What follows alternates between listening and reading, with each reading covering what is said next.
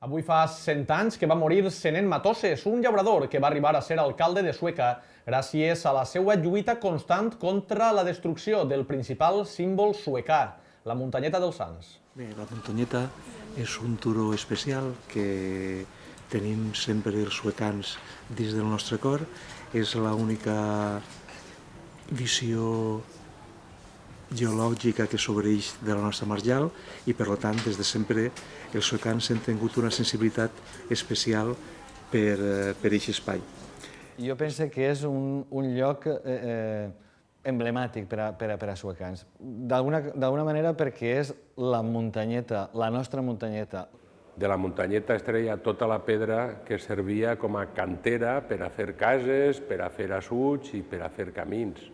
Menys mal que hi hagué un alcalde de Sueca, un alcalde molt volgut, que li diuen Senén Matoses, que va paralitzar tot allò. Que era llaurador també, molt treballador, i l'home, mira, el treballador, que la dona se n'anava a les palmeres i les filles, i ell no volia anar perquè així s'enduia el menjar arreglat, i anava en un camp baix d'un arbre perquè estava més fresquet que anant-se'n a la mar.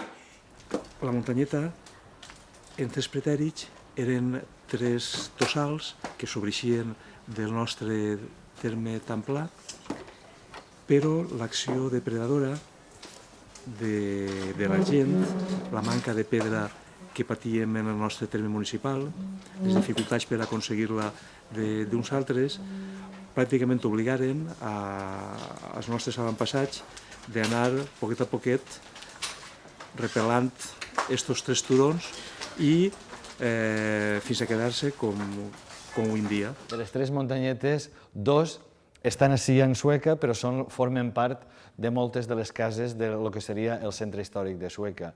Quilòmetres de carreteres per tot el terme, a Casí, a Callà i per totes les parts hi ha carreteres. I en totes s'ha tirat pedra. I anaven carros a carregar-la i la duien. Però es donaren compte que la muntanyeta es quedava xicoteta. I parlant de pedra, recorda que hi havia un alcalde ací a Sueca, que fa molt de temps ja que va estar, però va ser un alcalde molt volgut, entre altres coses perquè va aconseguir que la muntanyeta, la gent de Sueca la respectara. De la muntanyeta, després de... Una vegada es va restaurar allò, es va tancar el que és la cantera, varen plantar, el primer de tot, uns pins, els arbres que estan més grans, no? I després, anys després, es va fer una repoblació d'espècies de bosc mediterrani. I està tot això avui poblat d'arbres i... La gent que va a fer paelles. Exacte, i té un círcul també que va la gent a fer paelles, passar el dia... Torrar xulles. Hi ha una ermita que és dedicar als benissans de la pedra, que són un dels patrons secundaris de Sueca.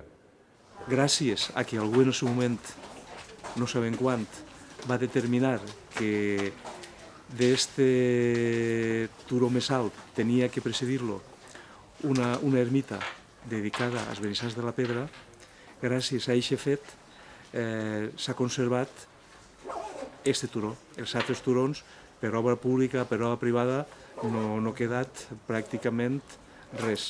Un de bona vista que gasten molts per anar a casar-se allí a l'ermita del Benissant. Hi ha molts de Sueca que van a casar-se al Benissant. La parròquia del Carmen, totes les setmanes. I l'ermita ja perteneix a la parròquia del Carmen. Gràcies també a un senyor que li deien Senén Matoses, es va impedir, es va prohibir que continuara traguent-se pedra d'eixa pedrera tan important que ha estat per als suecans. I, com a reconeixement del comú del poble de Sueca, va ser nomenat alcalde. D'això fa ja uns quants anys. Senén va ser un alcalde que jo considero que tenia les virtuts que ha de tindre un alcalde. Un alcalde, sobretot, ha de saber escoltar els seus veïns, perquè escoltar els seus veïns implica saber quin és l'estat en el que la gent, en definitiva, vol.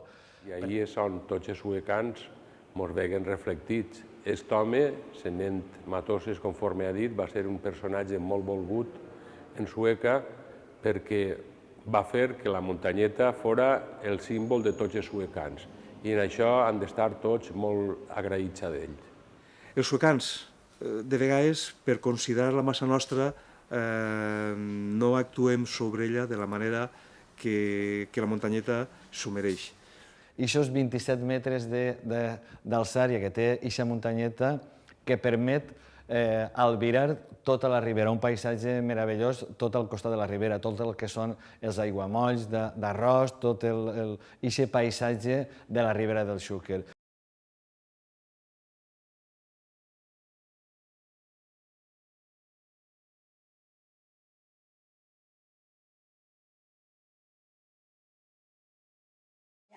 Quan se n'anava a l'arròs li agradava rodar tots els camps. Tot rodat, tot rodat. Home, tot rodat.